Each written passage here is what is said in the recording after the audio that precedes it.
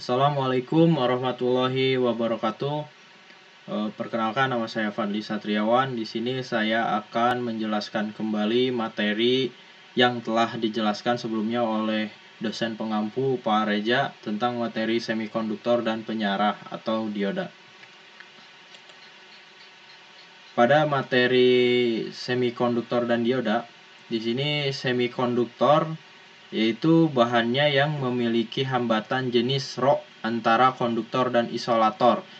Jadi semikonduktor ini di antara tengah-tengah antara konduktor dan isolator, yakni sebesar nilai hambatan jenisnya 10 pangkat min 6 sampai dengan 10 pangkat 4 ohm meter.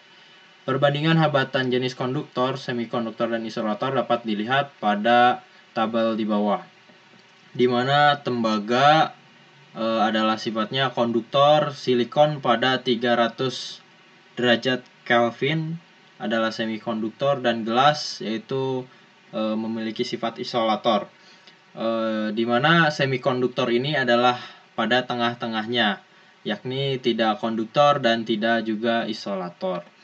Sedangkan di sini hambatan jenis yang paling besar yaitu pada gelas, yaitu 10 pangkat 6, karena di sini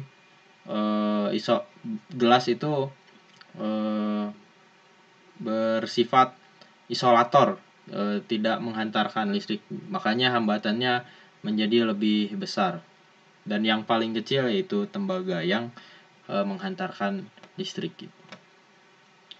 Di sini ada contoh soal di mana 3 buah bahan yakni tembaga, silikon, dan gelas masing-masing memiliki panjang 1 meter dan diameter 1 mm.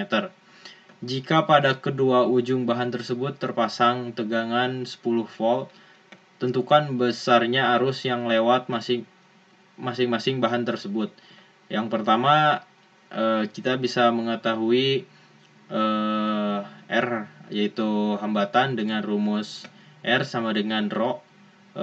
Ini dikali jumlah bahan di per A, yaitu luas penampang, dimana A-nya bisa dicari dengan V dikali R, yaitu jari-jari pangkat 2, dimana R itu bisa dicari juga dengan rumus diameter dibagi 2. Yaitu kita sudah mengetahui di sini bahwa panjangnya tadi 1 meter, lalu kita bisa mencari luas penampangnya yaitu P dikali R pangkat 2, dimana R-nya juga bisa dicari yaitu diameternya yaitu 1 mm dibagi 2. Kita sudah mengetahui R, tinggal dijumlahkan. Di sini kita diketahui bahwa luas penampangnya berapa. Selanjutnya dihitung arus untuk masing-masing bahan dengan rumus yaitu I sama dengan V per R. Nah, di sini ada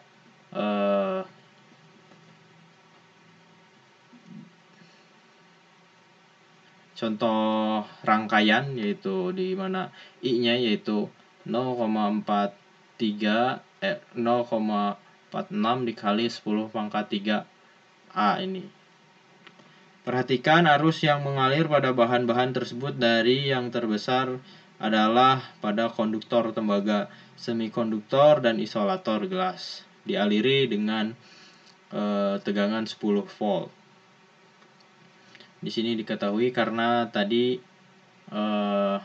ini kan sudah diketahui bahwa jumlah bahannya berapa, Rho-nya juga, hambatan jenisnya tadi sudah diketahui dari tabel yang pertama ini berapa masing-masing tembaga, silikon, dan gelas. Jadi kita bisa menggunakan rumus ini dengan mudah.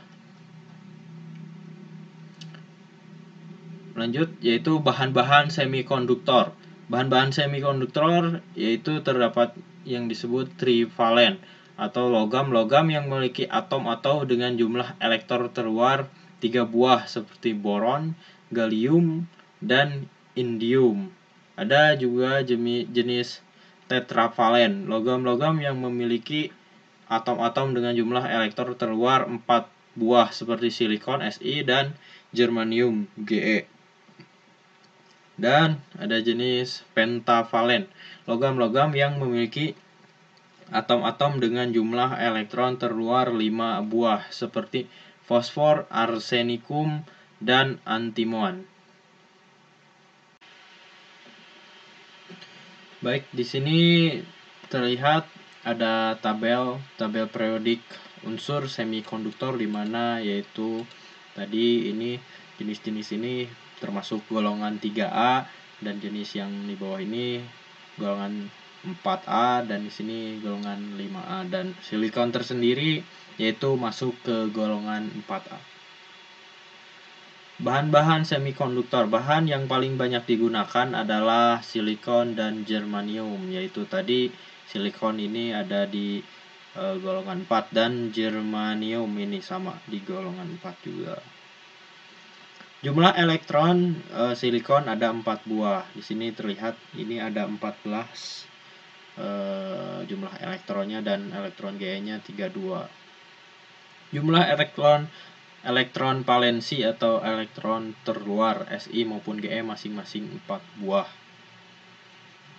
Ya, jenis ikatan kovalen. Jenis semikonduktor intrinsik. Jadi semikonduktor intrinsik merupakan semikonduktor murni dan tidak cacat. Contoh silikon murni. Nah, jadi di sini ada gambar visualisasi 2 dimensi dan 3 dimensi semikonduktor murni silikon. Di sini ada terlihat elektron valensinya 4 karena silikon kan mempunyai elektron valensi 4, dan ini ikatan kovalennya.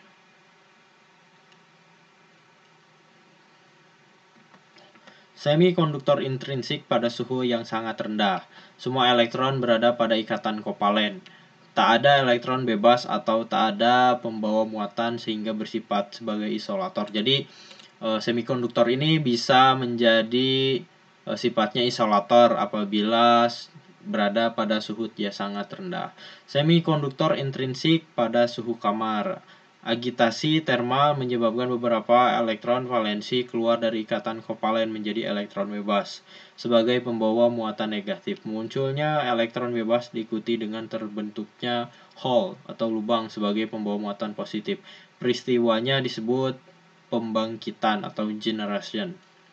Jika dipasang beda potensial, terjadi aliran arus sebagai konduktor dan konduktansi rendah. Jadi jika dipasang tegangan listrik, yaitu bisa sebagai berubah menjadi konduktor dengan konduktasi rendah. Nah, di sini ada sifat bahan Si atau silikon dan germanium. Di sini sifat-sifatnya nomor atom, berat, kerapatan, konstansa atom, jurang tenaga, konsentrasi, sifat-sifat Si dan Je yang sering digunakan di sini tertera. Pembawa muatan pada semikonduktor intrinsik. Di sini terlihat visualisasinya 2 dimensi semikonduktor intrinsik apabila tidak melalui tegangan. Di sini ada ikatan valensinya ada 4. Di sini ada elektron. Nah, ini yang disebut hole, yang ini yang awalnya hitam kemudian menjadi putih. Di sini disebut generation, dan ini yang lubangnya ini disebut hole. Dan di sini ada semikonduktor intrinsik dengan dipasang tegangan atau medan listrik. Di sini terlihat, di sini ada hole-nya juga keadaan, dan di sini disebut recommendation yang awal mulanya di luar lalu masuk. Sebelumnya ini kan selalu masuk ke dalam formasi ini, dan ini berpindah dari ini. Oke, lanjut ke materi selanjutnya, yaitu jenis semikonduktor intrinsik, yaitu yang dibuat atau tidak murni. Semikonduktor intrinsik yang memperoleh pemotoran atau penyuntikan yang disebut doping oleh atom asing. Jadi semikonduktor ekstrinsik ini terbagi menjadi dua bagian. Yang pertama yaitu semikonduktor tipe N, dan yang kedua semikonduktor tipe P. Di mana semikonduktor tipe N ini pengotorannya dilakukan oleh atom pentavalen seperti P, As, dan Sb. Atom pengotornya disebut atom donor. Lalu pembawa muatannya yaitu elektron. Sedangkan untuk semikonduktor tipe P, pengotoran oleh atom trivalen yaitu seperti B, gallium, dan In. Atom pengotornya disebut atom akseptor. Pembawa muatannya yaitu Hall. Jenis semikonduktor ekstrinsik yaitu tujuan doping. Jadi tadi disinggung yaitu masalah doping atau penyuntikan pengotoran. Tujuan doping tersendiri yaitu meningkatkan konduktivitas semikonduktor dan memperoleh semikonduktor dengan hanya satu pembawa muatan, elektron atau hole saja. Jadi tujuan doping ini untuk menghindari setimbang gitu. Jadi harus memilih antara elektron atau hole. Jadi tujuannya yaitu ditambahkan doping ini. Perbandingan doping yaitu atom dopan dibagi atom murni, yaitu perbandingannya 1 banding 10 pangkat 6 sampai dengan 10 pangkat 8. Dopan adalah atom pengotor.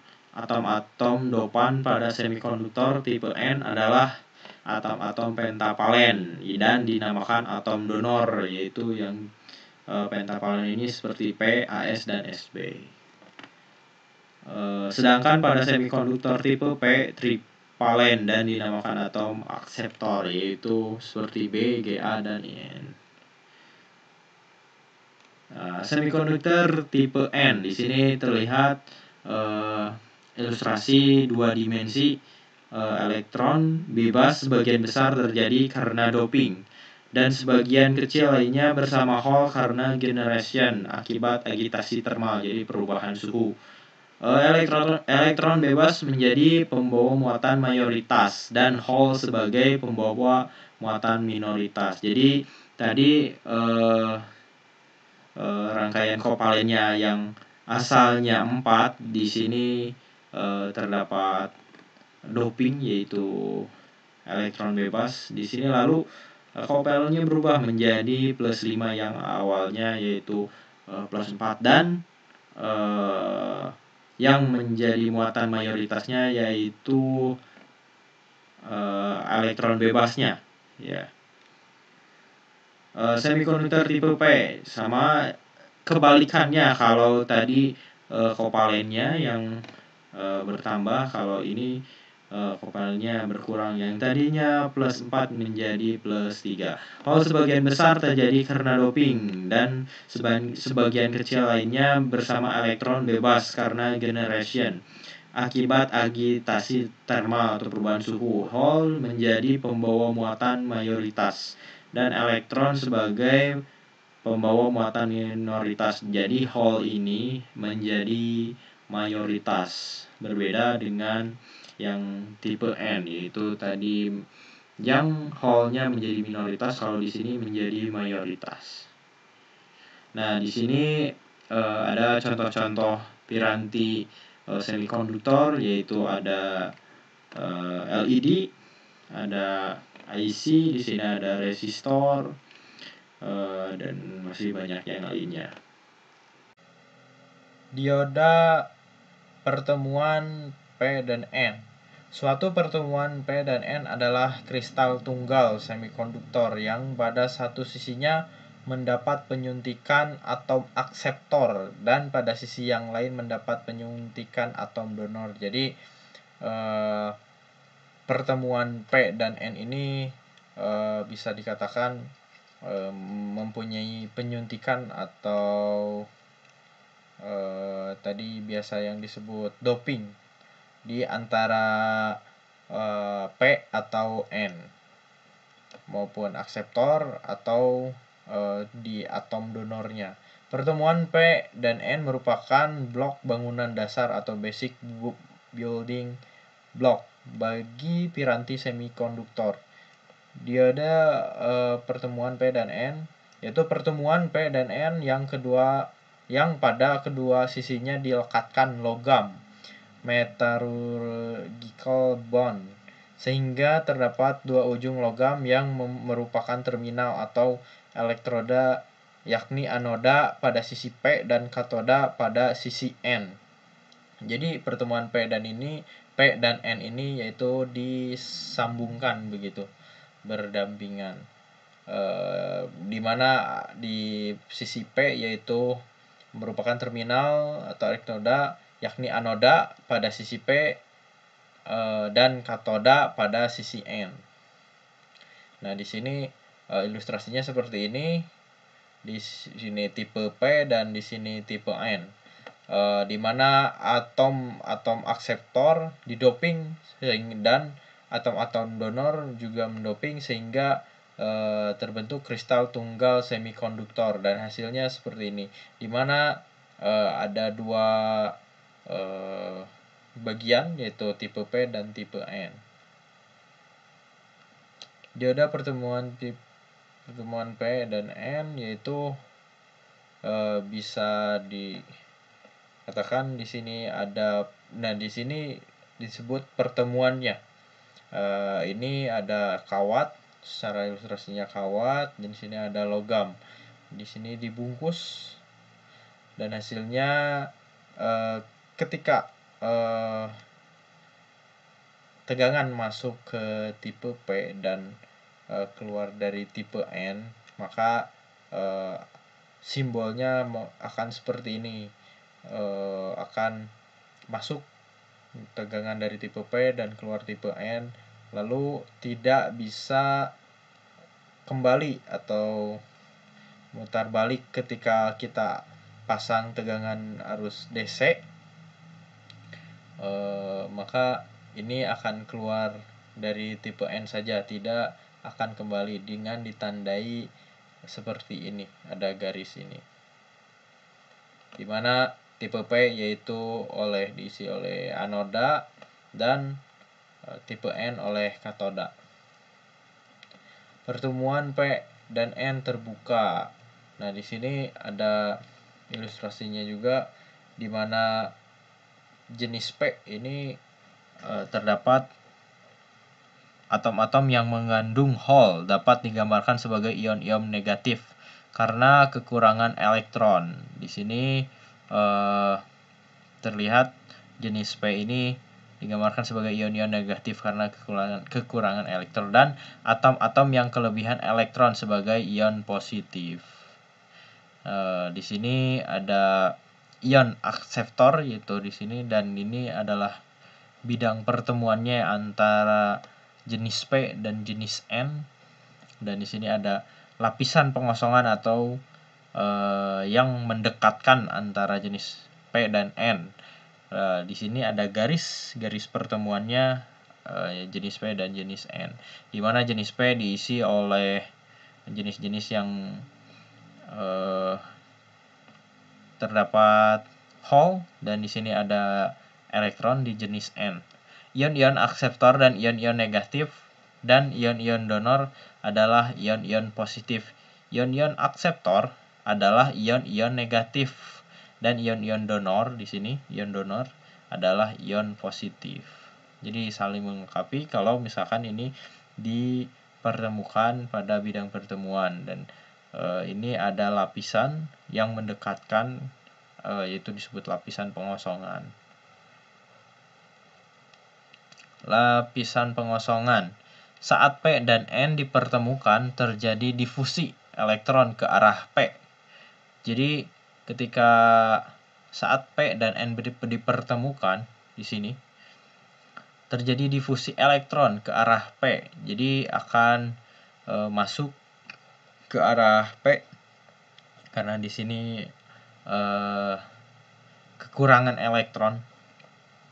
Di sini hanya di area jenis P, yaitu membutuhkan elektron.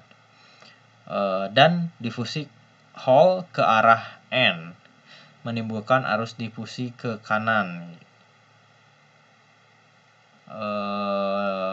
ke arah P, dan difusi Hall ke arah N. Jadi untuk difusi elektron terjadi ke arah kiri dan difusi Hall akan terjadi ke sebelah kanan, ke jenis N.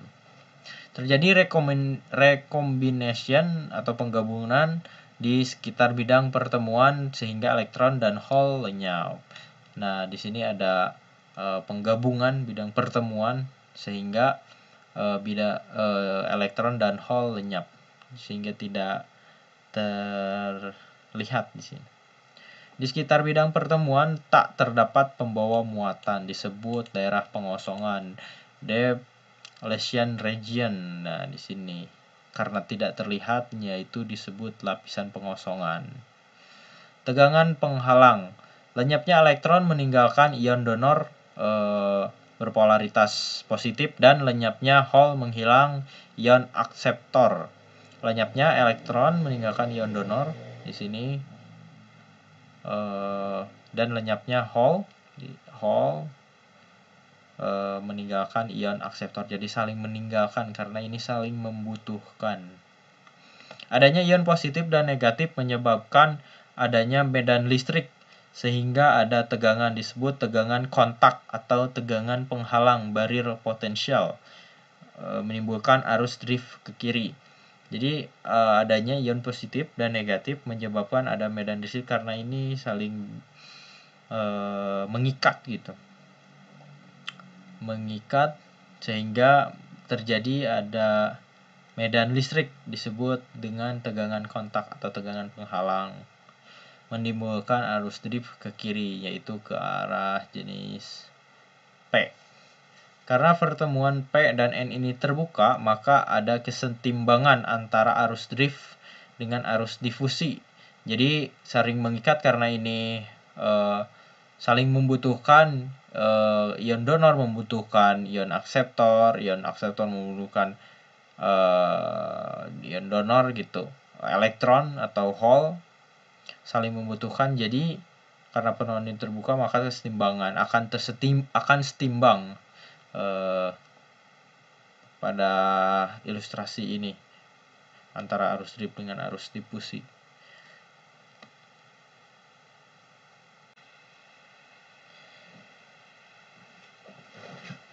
Pertemuan P dan N dengan bersikap maju, forward bias atau bias maju. Adanya PD menyebabkan arus difusi lebih besar dari arus drift. Jadi di sini PD ini adalah jumlah tegangan jumlah dari jenis P dan jenis N, di mana arusnya dipasang di anoda dan keluarannya pada katoda. Jika potensial penghalang sebelum diberi PD adalah V0, maka potensial penghalang turun menjadi V0 dikurangi VD, daerah pengosongan menjadi sempit. Jika potensial penghalang sebelum diberi VD, yaitu ini dikasih tegangan, maka potensial penghalang VD adalah V0, maka potensial penghalang turun menjadi V0 dikurangi VD. Setelah dikasih tegangan, di sini area lapisan pengosongan itu menjadi sempit karena saling mengikat. Jadi maka potensial penghalang menjadi turun, sehingga menjadi V0 dikurangi VD, sehingga arus yang masuk dan keluar ini semakin besar. Pembawa mayoritas punya energi yang cukup melewati potensial penghalang. Jadi arus yang masuk itu bisa menembus ke katoda gitu, tidak terhalang karena ini si lapisan pengosongannya menjadi sempit gitu, tidak ada penghalangnya, kecil. Hole dari sisi P, pembawa mayoritas dapat melewati daerah pengosongan menjadi pembawa minoritas di sisi N. Nah, yang dijelaskan tadi yaitu ketika hole di sini dari sisi P, pembawa mayoritasnya dapat melewati daerah pengosongan, yaitu bergerak ke jenis N. Lalu jenis N juga akan dapat masuk ke jenis P gitu. Sehingga akan terjadi pada lapisan pengosongan ini menjadi sempit. Elektron dari sisi N, pembawa mayoritas dapat melewati daerah pengosongan menjadi pembawa minoritas di sisi P. Ya, seperti itu. Jumlah arus dari elektron dan hole merupakan arus total yang lewat diode. Jadi jumlah arus dari elektron, nah ini elektron dan hole merupakan arus total. Jadi kedua ini jumlahnya menjadi arus total yang lewat melalui diode. Nah, lalu ada pertemuan PN dengan prasikap mundur atau reverse bias. Berbeda dengan yang bias maju, karena ini ketika lapisan pengosongannya menjadi lebar tentunya, dan dengan catatan bahwa si arus atau tegangannya dipasang ke katoda, bukan ke anoda. Jadi terbalik, tadi dipasang ke anoda, sekarang ke katoda, dan keluarannya dari anoda. Hole pada sisi P bergerak ke kiri, elektron pada sisi N bergerak ke kanan. Jadi hole ini bergerak ke kiri, jadi semakin menjauh bukan semakin mendekat.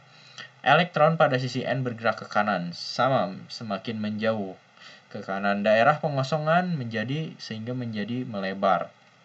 Potensial penghalang menjadi V0 ditambah Vd, karena ini menjadi lebih besar. Tidak ada arus lewat bidang pertemuan karena penghalangnya menjadi besar. Karena daerah pengosongan pada dasarnya merupakan semikonduktor intrinsik, jadi lapisan pengosongan ini adalah semikonduktor murni.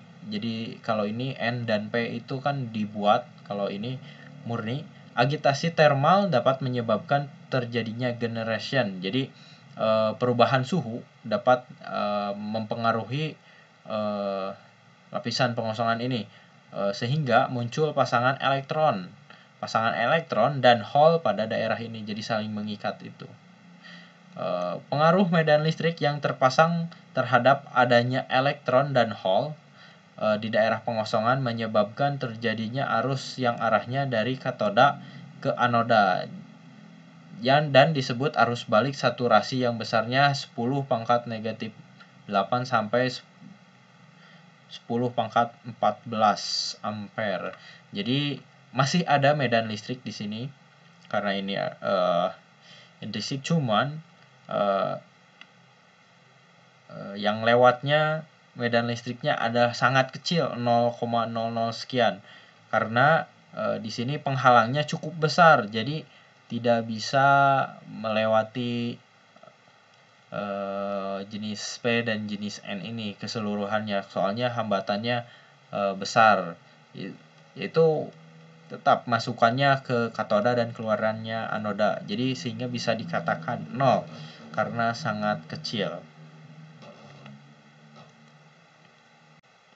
Nah, di sini terdapat grafik di mana grafik arus dioda ketika di sini maju ke kanan, ketika ada bias maju, si grafiknya menjadi menaik karena ini akan melewati arusnya atau tegangannya terlewati menjadi sehingga akan menaik.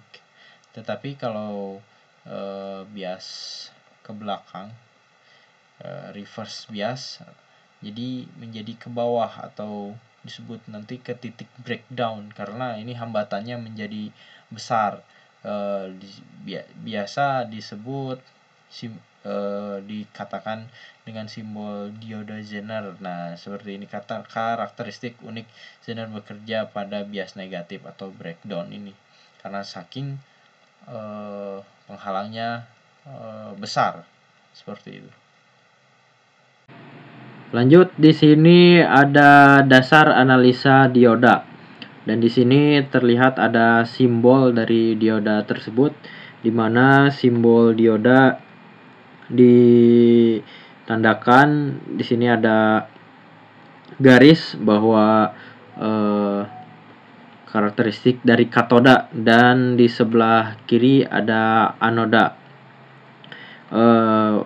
Rangkaian ini, bukan rangkaian, simbol ini bisa terbalik tergantung kondisi.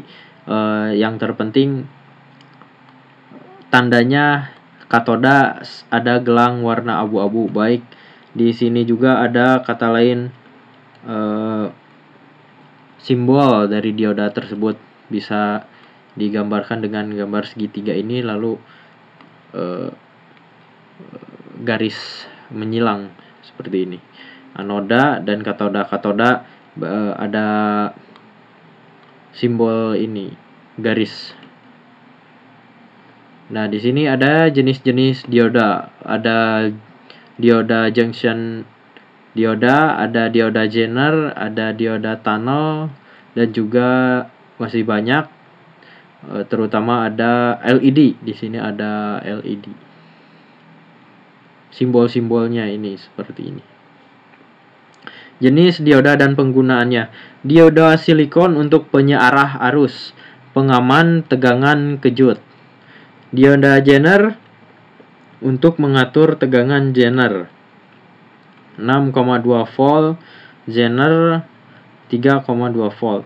Dioda bridge atau penyearah gelombang penuh pada rangkaian satu daya. Kiprok pada kendaraan bermotor salah satu contohnya. Dan LED lag emitting dioda sebagai lampu indikator atau konsumsi arus rendah 5 miliampere, long lifetime 1,5 sampai 3 volt.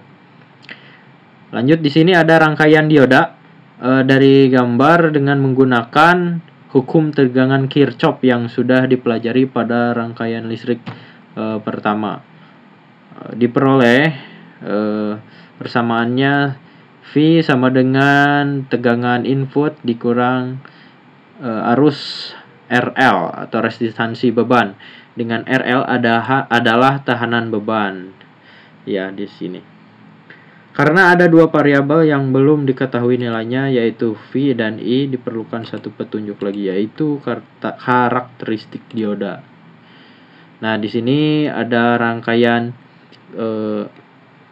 grafik dari rangkaian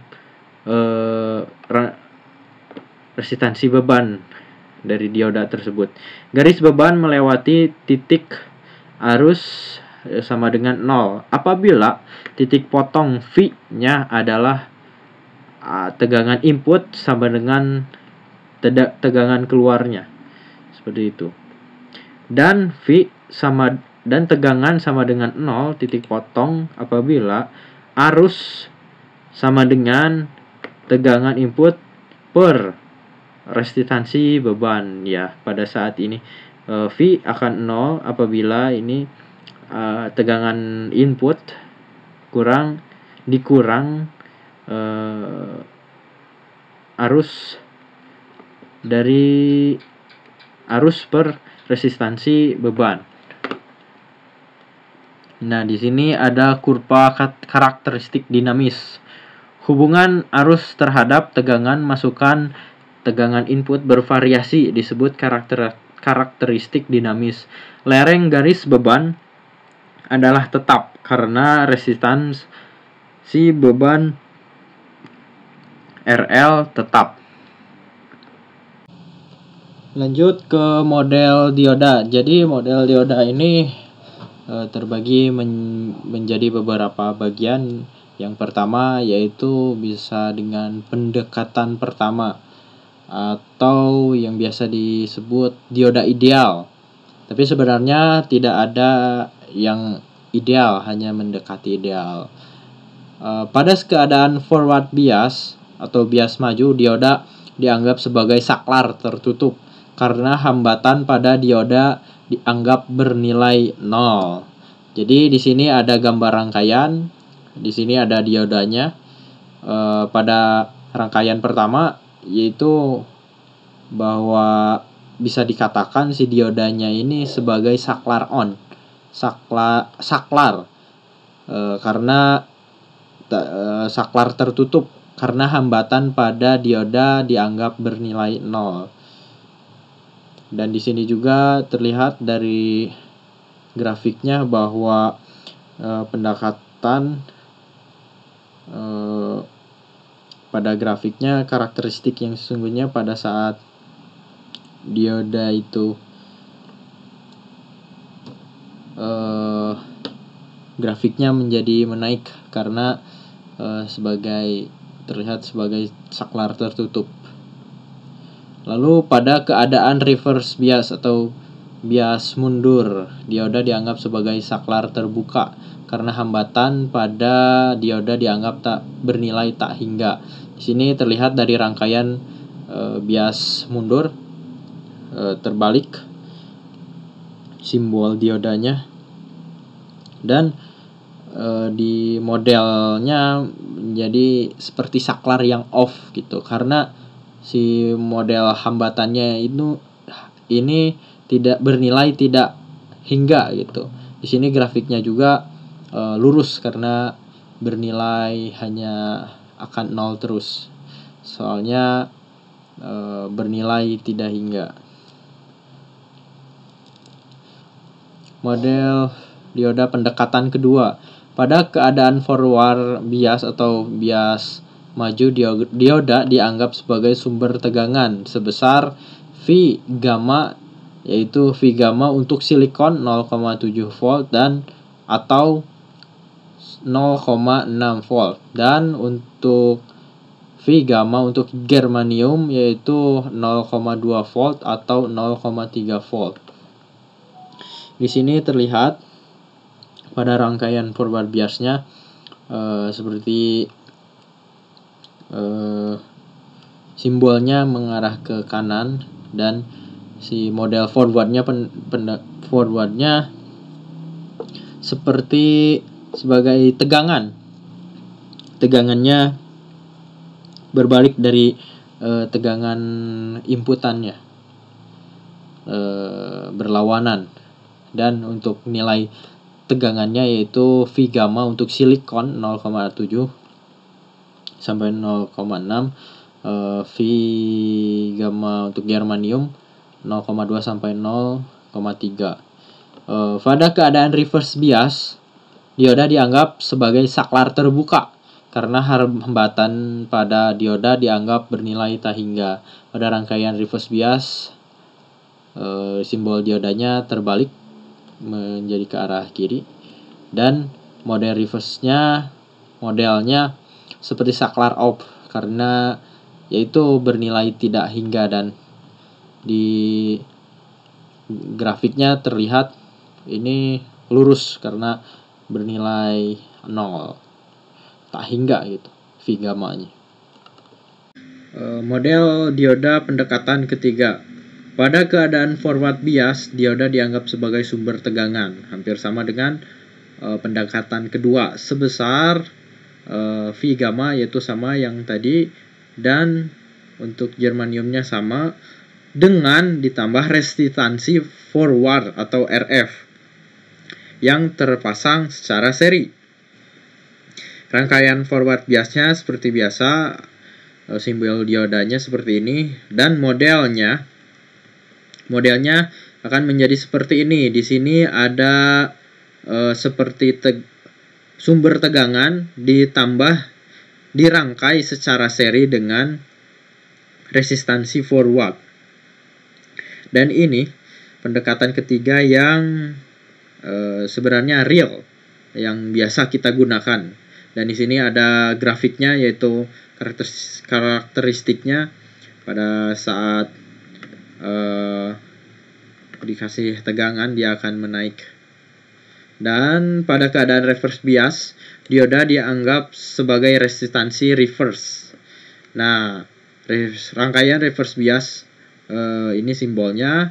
Nah, ini hanya seperti resistansi saja atau hambatan karena dianggap sebagai resistansi reverse.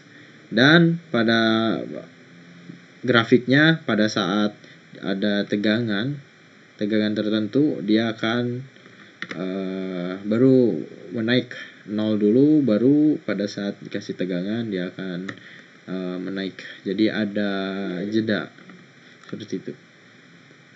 Nah, di sini ada contoh soal dari rangkaian model dioda dari model pertama sampai ketiga, pendekatan 1 sampai 3. Yang pertama yaitu pendekatan 1, yaitu tadi diodanya seperti saklar tertutup. Karena tadi seperti saklar tertutup, jadi untuk menghitung arusnya kita tinggal menghitung V-in per rangkaian resistansi bebannya. Seperti biasa, hukum resistansi biasa tinggal V-in 10 volt per 100 ohm mendapatkan 0,1 ampere. Dan untuk VD tegangan diodanya, yaitu di sini ada V-in-nya tadi diketahui 10 volt, dan untuk arus diodanya yaitu ini kan diketahui 0,1 ampere dan dikali resistansi beban yaitu tadi 100 ohm. Nah, itu hasilnya.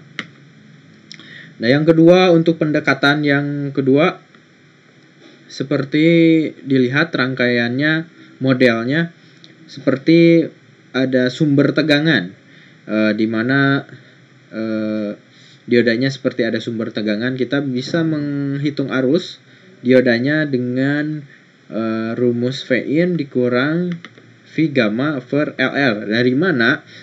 Karena di sini tadi kan V-in biasa. Dan di sini V gamma yaitu si diodanya seperti tegangan, sumber tegangan, dan sumber tegangannya terbalik berlawan arah dengan sumber tegangan masuk. Jadi dia itu saling mengurangi. Makanya V-in dikurang V gamma per RL yaitu resistansi bebannya, yaitu dibagi resistansi beban seperti biasa. Di sini 10 volt dikurang 0,6 volt per 100 ohm menghasilkan 0,094 ampere. Dan untuk VD-nya sama, kita tinggal menghitung V-in diketahui tadi 10 volt, arusnya tadi ini 0,094 ampere dikali RL. Ya, itu tinggal dijumlahkan. Lalu yang ketiga, pendekatan yang ketiga. Tadi sudah dijelaskan bahwa pendekatan yang ketiga seperti sumber tegangan dengan resistansi forward. Jadi ada dua, selain tegangan gamma yaitu sumber tegangan, ada resistansi forward. Yang ini yang biasa kita gunakan, yang secara hampir mendekati realnya. Kita bisa menghitung arusnya dengan V-in per gamma.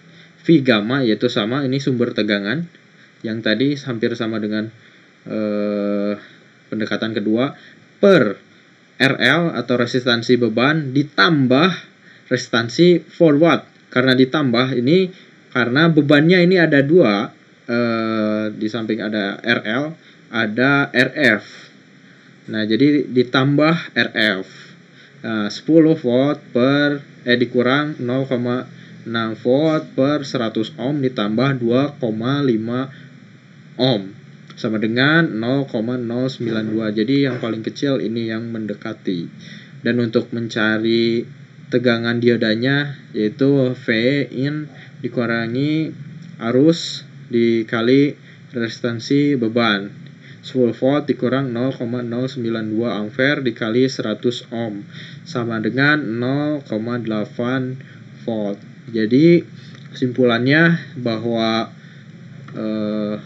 yang biasa kita gunakan dari menghitung dioda ini yaitu pendekatan yang ketiga, mendekati real gitu.